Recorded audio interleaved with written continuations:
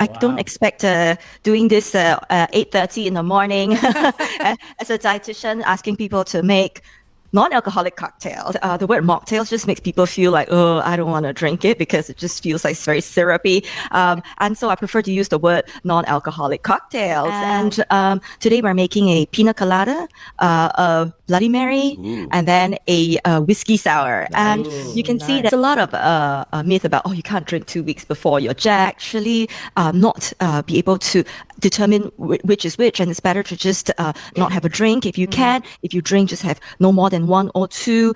Remember to stay hydrated. Hey, Bloody Mary is like a tomato soup for the morning. This method is called throwing. Tilt it out. Oh, wow. So the ice cools it without diluting it. Right. And it does smells like whiskey, even. Yeah, like brilliant. So we're just going to shake it up. Cheers, Bibi. Nicely done, Bibi. Cheers, cheers. Cheers, everybody.